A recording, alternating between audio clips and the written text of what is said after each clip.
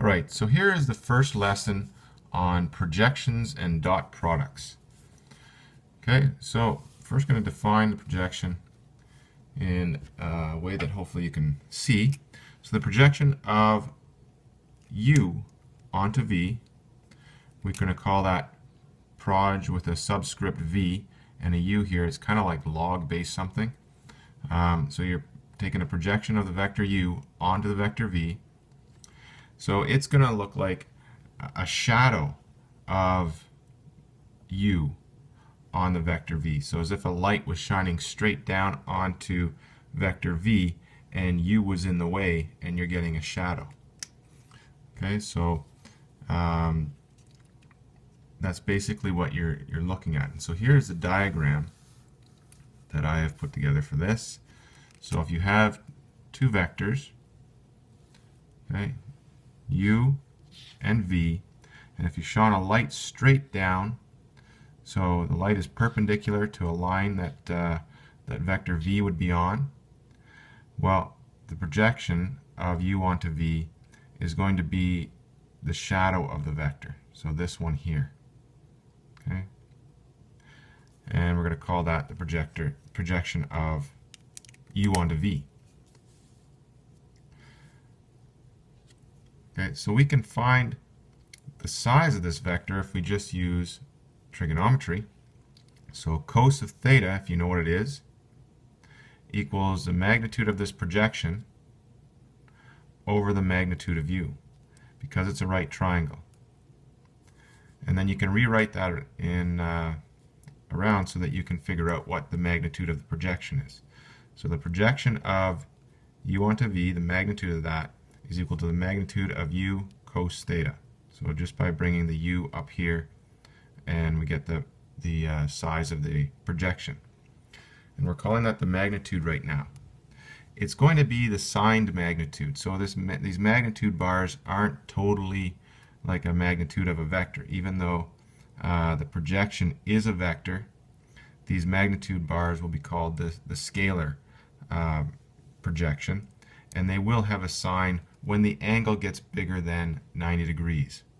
Okay, so it'll have a sign that's not positive. They all have a sign that's positive, but it could be negative. Okay, so the projection is a vector with magnitude U cos theta. Okay, so U, magnitude of U times cos theta, in the direction of vector V. So in this case, that's what it looks like. Okay, so here's what we call the projection. So the projection of U onto V is magnitude of U times cos theta times the unit vector V. So it's in the direction of V. Or magnitude of U cos theta times V over the magnitude of V. That's the other way, that's the formula for the unit vector of V. Okay? And we can rearrange that a little bit so that we get magnitude of U over magnitude of V times cos theta equals, or times the vector V. Okay? So that's the projection. And then we're going to call the scalar projection of U onto V is just the magnitude of the projection of U onto V with a sign. So it can be positive or negative because of the cos part. Cos of an angle greater than 90 is going to be negative. Okay, and we'll take a look at that in a minute. Okay, so this is how we write the magnitude of the projection, or the scalar projection for now. This is how we're going to write it. It's not necessarily how every other textbook writes it. Okay? Another way of thinking about the projection of U onto V is that the projection of U onto V is just the V component of U. So if you remember component vectors, if we break it up into components, well, the V component of U, go back up to the diagram, vector U could have two components, a component in the direction of V and a component perpendicular to V. Well, the projection is just the V component of vector U. Okay.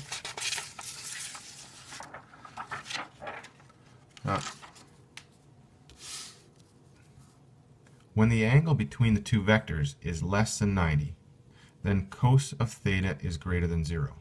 So if you remember what cos of theta looks like, it's, so just looking at the function, cos theta looks like this, basically, and there's 90.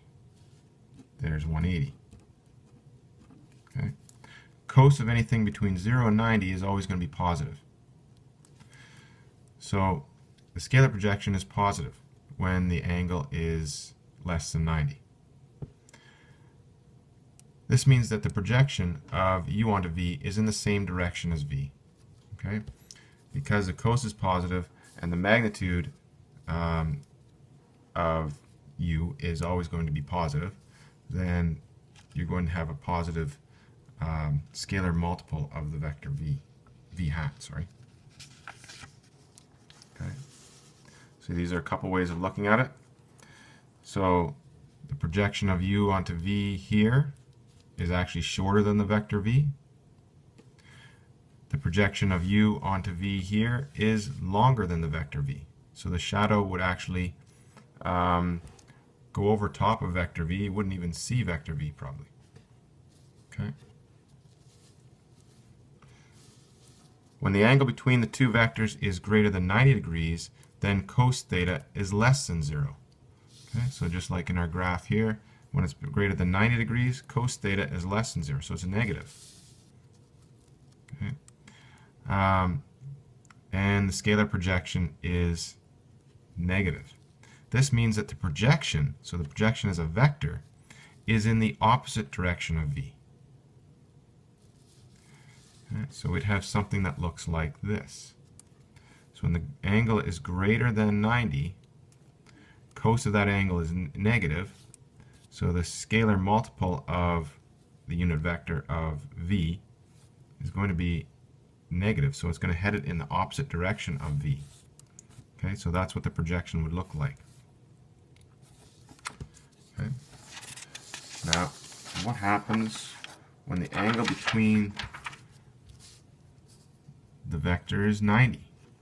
Then the shadow of u on v has a length of 0. So if the angle between the two vectors is 90, then the shadow down is going to have, you're not going to see it, okay, because it's like a fine point sticking straight up.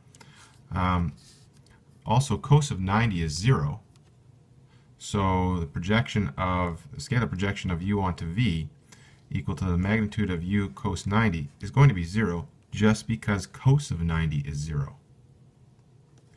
Okay, so the projection as a vector, so the vector projection of u onto v must equal the 0 vector then.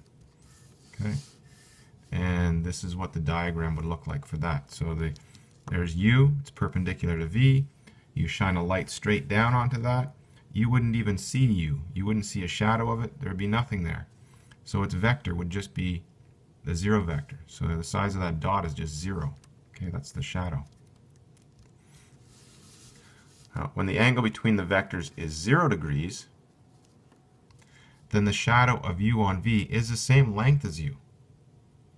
So the projection of u onto v is itself u.